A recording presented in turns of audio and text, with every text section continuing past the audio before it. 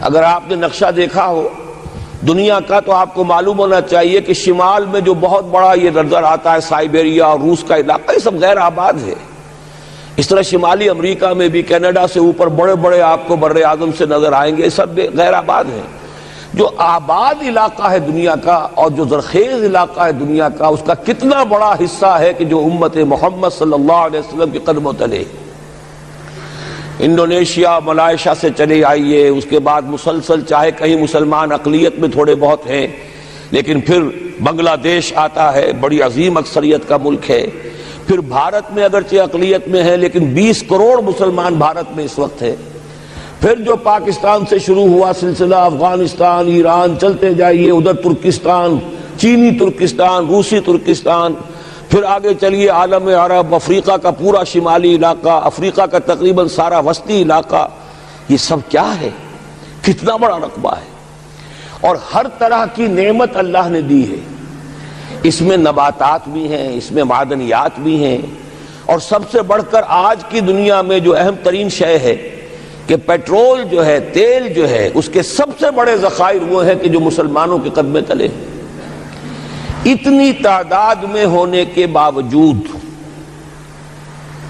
اتنے وسائل کے پر بظاہر قابض ہونے کے باوجود، سوال یہ ہے کہ کیا آج دنیا میں امت مسلمہ کو عزت حاصل ہے یا یہ ذلیل ہے؟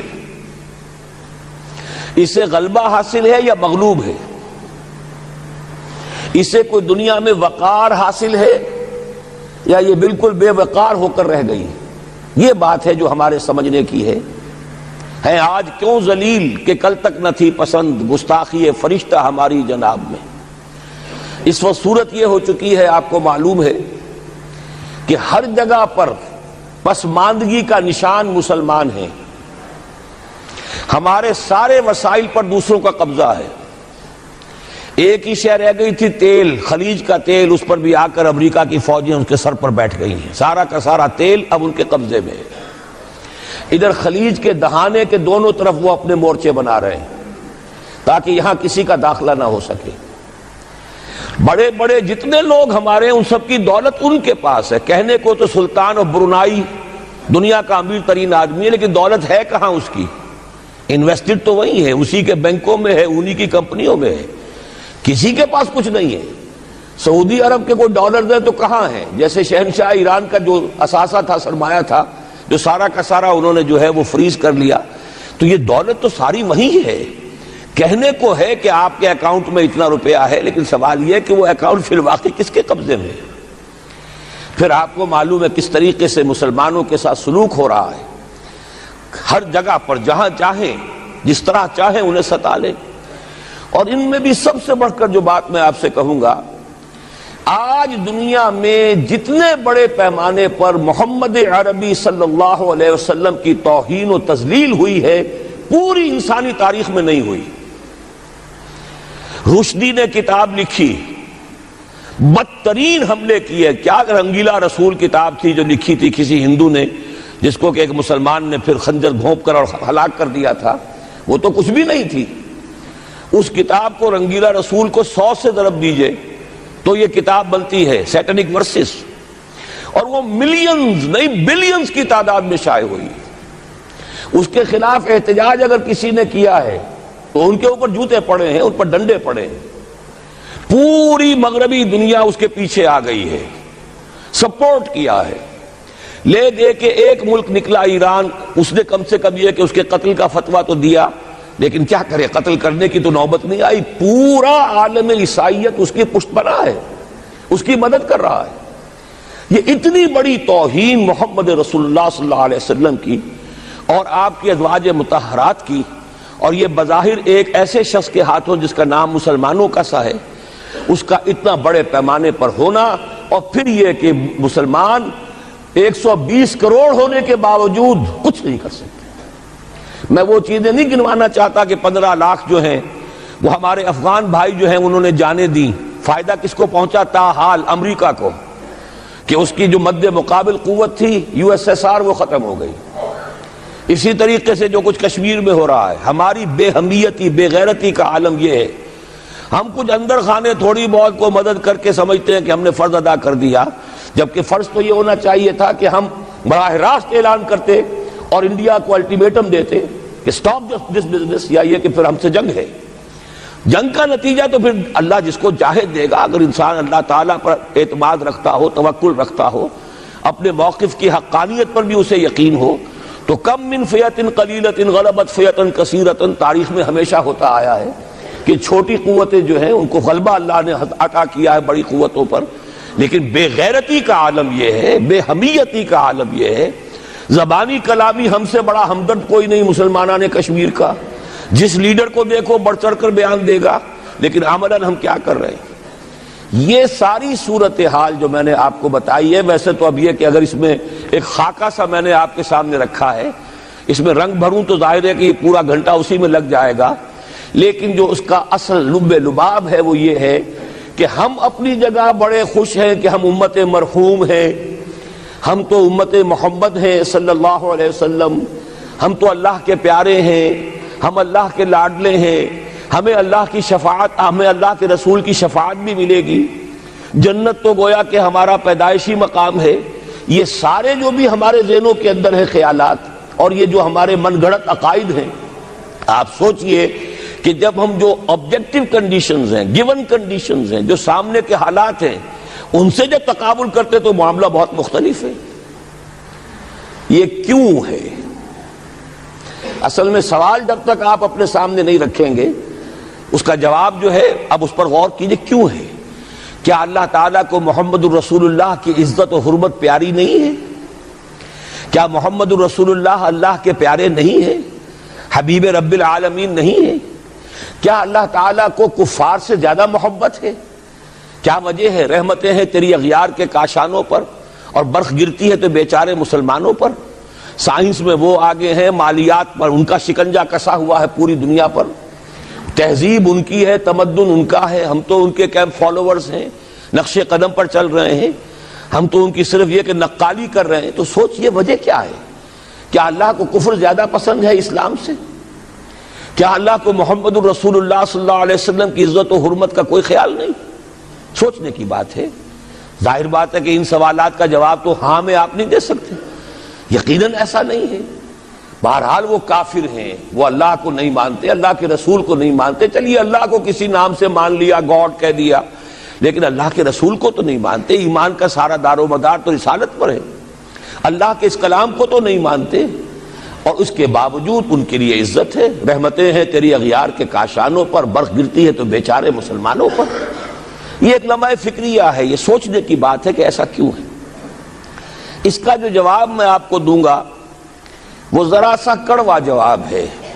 نوارا تلخ ترمیزن چو ذوق نغمہ کمیابی، بات کہنی پڑتی ہے جب تک کہ کڑوی بات کہی نہ جائے، حقائق کو دیکھنے کی جرت پیدا نہ کی جائے، مواجہہ نہ کیا جائے، فیکٹس کو فیس نہ کیا جائے، اس وقت تک بات صحیح نہیں ہوگی، اور نہ ہم صحیح تشخیص کر سکیں گے، نہ صحیح تجویز کی طرف ہمارا ذہن منتقل ہوگا۔ میں بہت سخت بات کہہ رہا ہوں، آج آسمان کے نیچے اس زمین پر عذاب الہی میں گرفتار امت مسلمہ ہے۔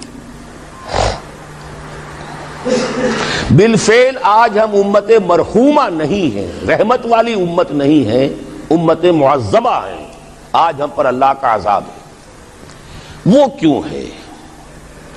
دیکھیے اللہ کا قانون یہ ہے، اور یہ اللہ کی سنت ہے، میں نے اپنی ایک کتاب میں اس پر مفصل بہت مضمون لکھا ہے، قرآن کا قانون عذاب۔ ایک عذاب تو آیا کرتا تھا ان قوموں پر جن کی طرف اللہ رسول بھیجتا تھا، اِنَّا أَرْسَلْنَا نُوحًا إِلَىٰ قَوْمِهِ، اگر رسول کی بات مان لی تو قوم کے لیے بہت خوشحالی ہے، مبارکباد ہے، اللہ کی رحمتوں کے سائے ہیں، اور نہیں مانی تو بربادی ہے، تباہی ہے، خاتمہ ہے۔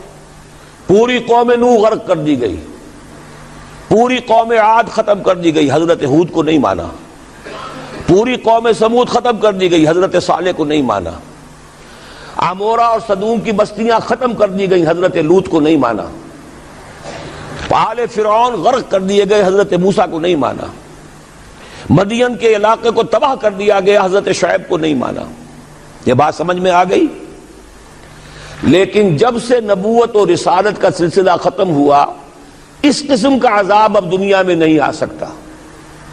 وَمَا كُنَّا مُعَذِّبِينَ حَتَّى نَبْعَثَ رَسُولًا، ایسا عذاب ہم نہیں بھیجتے رہے جب تک کہ رسول کو نہ بھیج دیں۔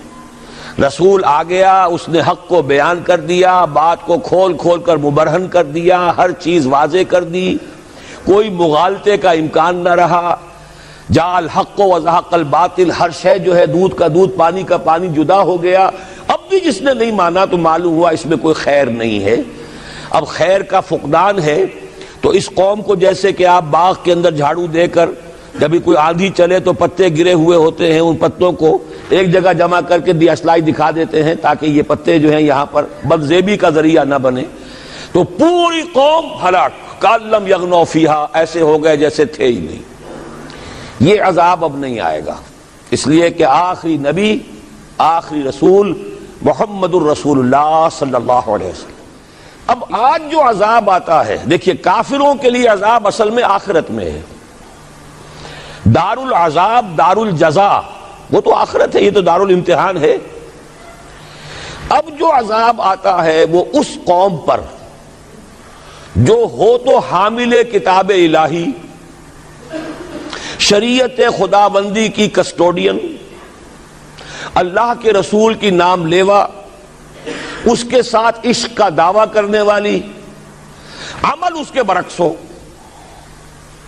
حالانکہ اللہ نے اگر اسے وہ مقام دیا، اللہ نے اس کی طرف رسول بھیجا اور اسے رسول کے امتی بننے کا شرف عطا کیا، اسے اپنا کلام دیا، کتاب دی، اسے اپنی شریعت دی، تو کس لیے دی؟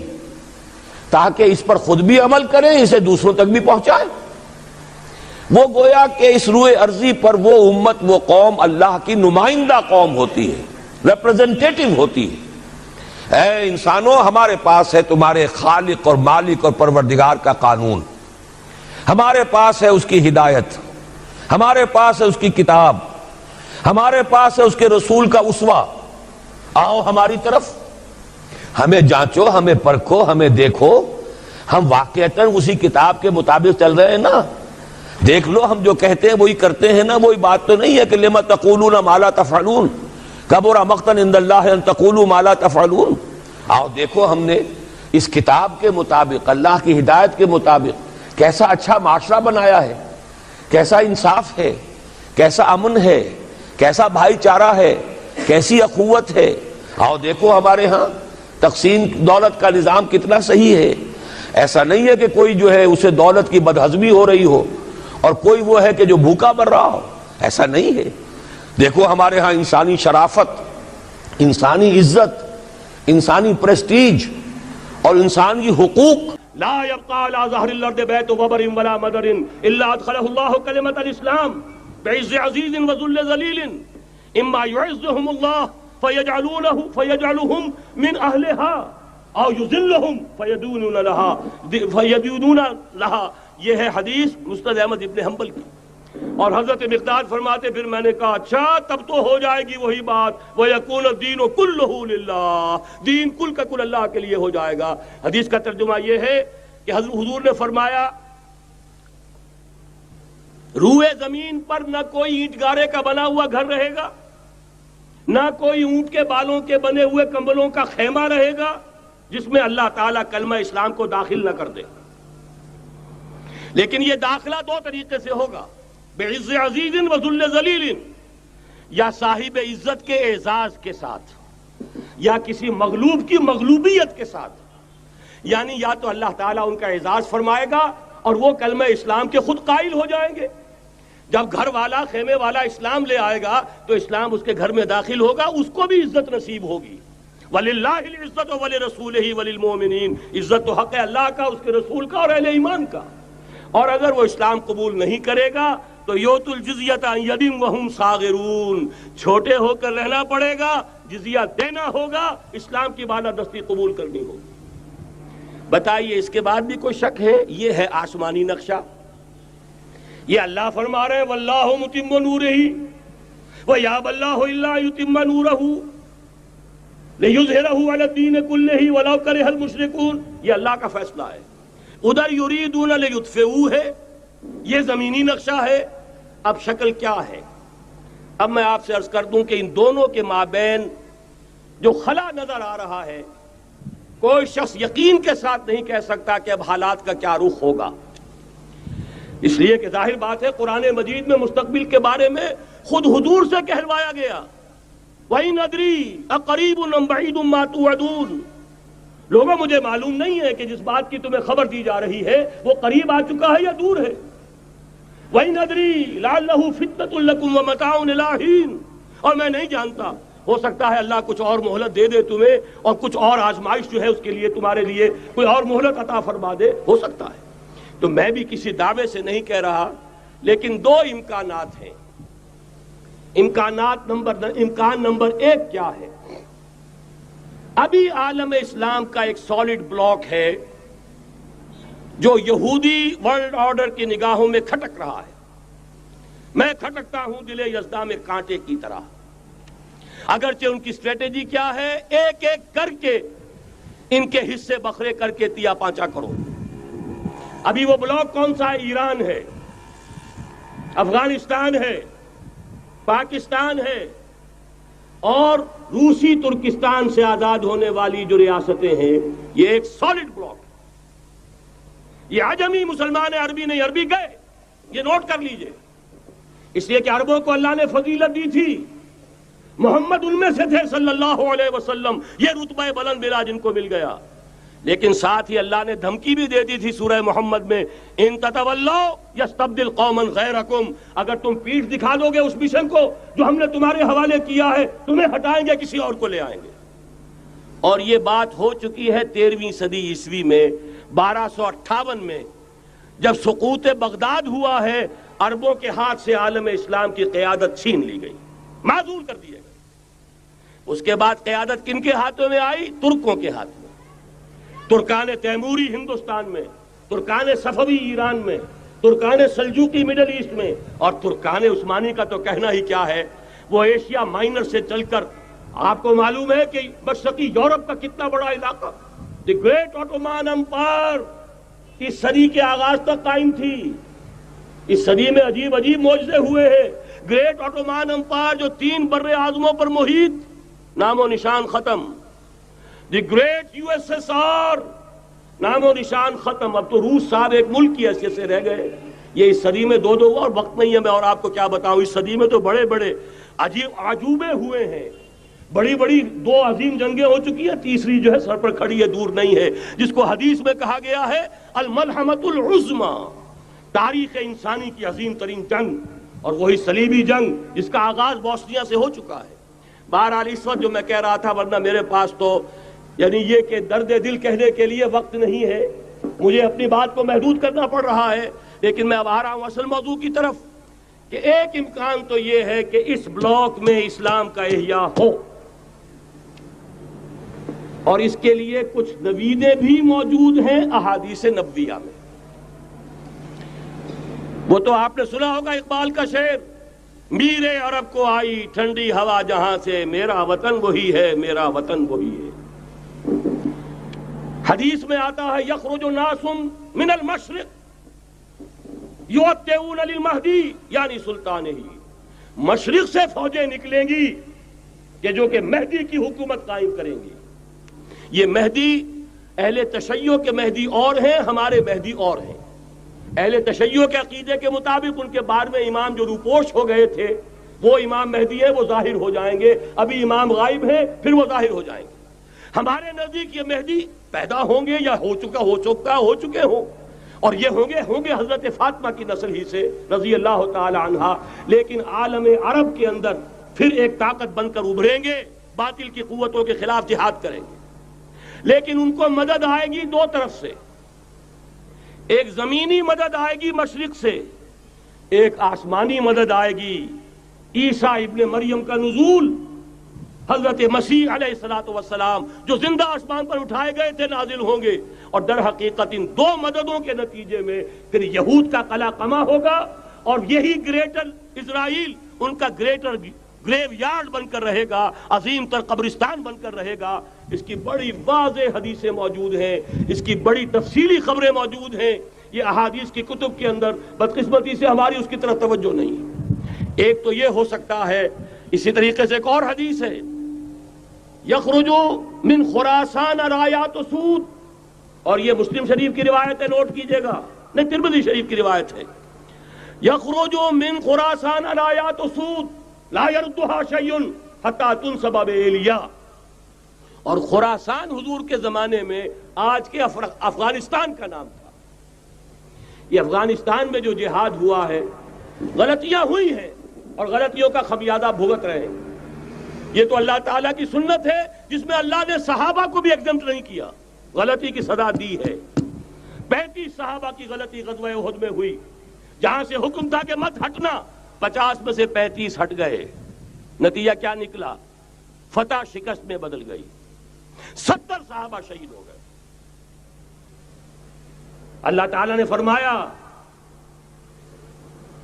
وَلَقَدْ صَدَقَكُمُ اللَّهُ وَعْدَهُ إِذْ تَحُسُّونَهُم بِإِذْنِهِ حَتَّىٰ إِذَا فَشِلْتُمْ وَتَنَازَعْتُمْ فِي الْأَمْرِ وَعَصَيْتُم مِّن بَعْدِ مَا أَرَاكُم مَّا تُحِبُّونَ۔ مسلمانوں، ہم سے گلہ نہیں کر سکتے، ہم نے اپنا وعدہ سچا کر دکھا دیا تھا، جبکہ تم انہیں گاجر مولی کی طرح کاٹ رہے تھے، لیکن جب تم ڈھیلے پڑ گئے، تم نے ڈسپلن کو توڑا، تم نے اختلاف کیا، تو سزا دی ہم نے۔